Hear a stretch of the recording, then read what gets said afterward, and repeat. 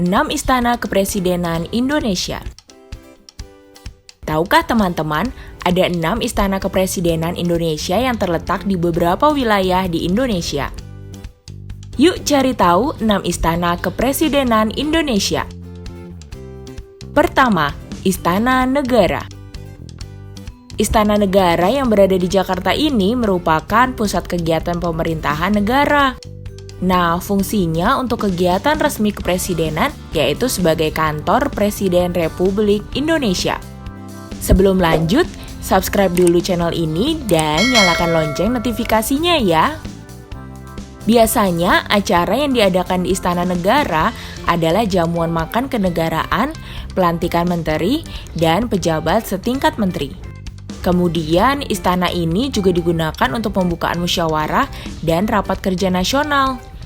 Istana Negara dibangun tahun 1796 pada masa pemerintahan Gubernur Jenderal Pieter Gerardus van Overstetten hingga 1804 pada masa pemerintahan Gubernur Jenderal Johannes Siberg.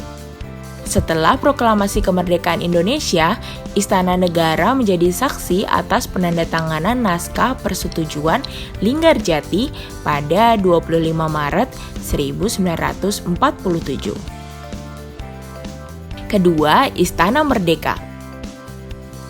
Sama seperti Istana Negara, Istana Merdeka juga terletak di Jakarta. Istana Merdeka biasa digunakan untuk upacara kemerdekaan Indonesia, penyambutan tamu negara, dan penyerahan surat-surat kepercayaan Duta Besar Negara Sahabat. Ada sejarah panjang yang terjadi di Istana Merdeka loh teman-teman. Bangunan ini awalnya diberi nama Istana Rijkswijk yang dibangun tahun 1796. Karena dianggap terlalu sempit untuk kegiatan pemerintah Hindia Belanda, maka tahun 1873 istana ini dibangun kembali. Pembangunan akhirnya selesai pada 1879 dan diberi nama Istana Gambir. Alasannya karena dulu di sekitar istana banyak pohon gambir. Namun ketika penjajahan Jepang, bangunan ini menjadi kediaman resmi Saiko Shikika atau Panglima tertinggi Jepang.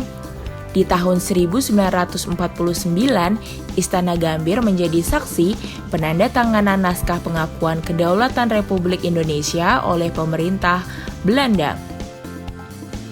Nah, pada saat yang sama, Presiden Soekarno mengganti nama Istana Gambir menjadi Istana Merdeka.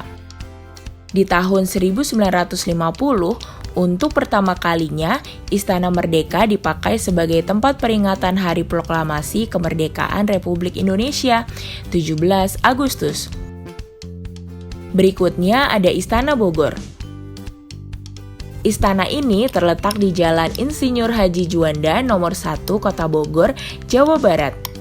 Pada 1950, Istana Kepresidenan Bogor mulai digunakan sebagai kediaman, kantor, dan tempat dilakukannya berbagai acara oleh Presiden. Bagaimana sejarah Istana Bogor ya? Istana Bogor dibangun pada 1745. Saat itu bernama Palais Buitenzorg. Awalnya istana ini digunakan sebagai tempat peristirahatan. Di tahun 1870, digunakan sebagai kediaman resmi Gubernur Jenderal Hindia Belanda dan kegiatan pemerintahan. Nah, di akhir 1949, Kerajaan Belanda resmi mengakui kedaulatan Indonesia secara de jure melalui Konferensi Meja Bundar atau KMB di Den Haag. Akhirnya, Palais Buitenzorg secara resmi diserahkan kepada pemerintah Indonesia dan berubah nama menjadi Istana Kepresidenan Bogor. Keempat, Istana Cipanas. Istana ini dibangun pada 1740 dan awalnya digunakan sebagai rumah tinggal. Lokasinya ada di kaki Gunung Gede, Cianjur, Jawa Barat. Karena letaknya yang berada di ketinggian 1100 meter dari permukaan laut, udaranya sangat sejuk dan segar. Maka, tahun 1743, para gubernur jenderal Belanda menjadikannya sebagai tempat peristirahatan. Selanjutnya, setelah Indonesia merdeka, istana ini dijadikan sebagai istana kepresidenan. Fungsinya tetap sebagai tempat peristirahatan bagi Presiden dan Wakil Presiden Republik Indonesia. 5. Istana Tampak Siring. Istana Tampak Siring berada di Kabupaten Gianyar, Bali. Istana ini dibangun tahun 1957 hingga 1960. Fungsinya sejak awal adalah sebagai tempat peristirahatan bagi Presiden Republik Indonesia beserta keluarga dan bagi tamu-tamu negara. Tahukah teman-teman, nama Tampak Siring ada legendanya loh. Konon ada raja yang jahat melarikan diri ke hutan. Raja jahat itu berlari dengan memiringkan telapak kakinya agar pengejarnya kehilangan jejak. Nah, sejak itu daerah hutan tempat raja jahat melarikan diri dijuluki Tampak Siring, yang artinya telapak miring. Keenam, Istana Gedung Agung.